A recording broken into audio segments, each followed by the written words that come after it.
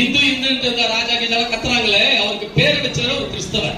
அப்படி என்றால் நான் என்ன சொல்ல வருகிறேன், முதலாவது ஆபிரகாம் ஏவாள் அது ஒரு கிறிஸ்தவம், அங்கிருந்து ஒரு இஸ்லாம், அங்கிருந்து ஒரு இந்து, நாம் எல்லாரும் ஒரு தாய் பிள்ளைகள். இத புரிஞ்சுக்கிட்டோம்னா இந்தியாவில மத கலவரமும் இருக்காது, ஜாதி கலவரம் இருக்கவே இருக்காது. அமெரிக்கா போனா நாயுடு எப்படி இருக்குன்னு கேட்க முடியாது, கேட்க முடியுமா? நியூசிலாந்துல போனா மோலியார் எப்படி இருக்குன்னு கேட்க முடியாது. அவன் கருப்பு சவுப்பு.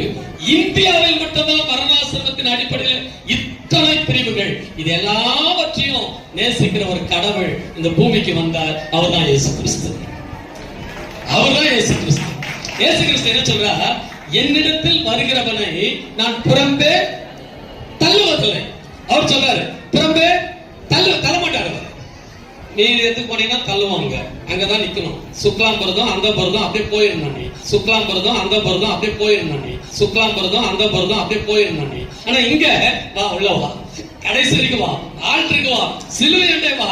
ஏன் நான் புறம்பே தள்ள மாட்டேன்? ஏன் நான் உங்களை படைச்சேன், உங்க மேல எனக்கு அன்பு இருக்குது. எங்கனால வா, எந்த மூலிகைனால வா. இந்த அன்பு உங்களுக்கு வேண்டுமானால், இந்த அன்பு நிலைத்திருக்க வேண்டுமானால் இந்த அன்பில் நிலைத்திருங்கள். அடுத்ததாக இதே அன்பை 2026 இந்த அன்பை 2026 நீங்க காட்டணும். காட்டுவீங்களா? போயா காட்ட மாட்டேன்ற மாதிரி வந்துக்கிறீங்க. 2026 உங்க அன்பு காட்டணும். திருவள்ளூர் மேற்கு மாவட்டத்துடைய சட்டமன்ற உறுப்பினர், திருவள்ளூர் தொகுதியுடைய உறுப்பினர் 2026 யாருதான்? சத்தமா சொல்லுங்கம்மா. கட்சிக்காரங்களா சொல்லுங்க சார், அப்பதான் வேலை செய்ய முடியும். யாருதான்? ரமணானந்தம்.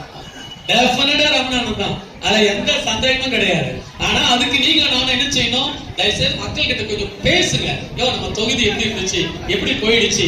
அண்ணன் வந்தாருன்னா நீங்க நினைக்கிறத விட செய்வார் அவரு. நம்ம தான் போய் மக்கள்கிட்ட என்ன செய்யணும்? பேசணும். தயவு செய்து பிஜேபியோட நமது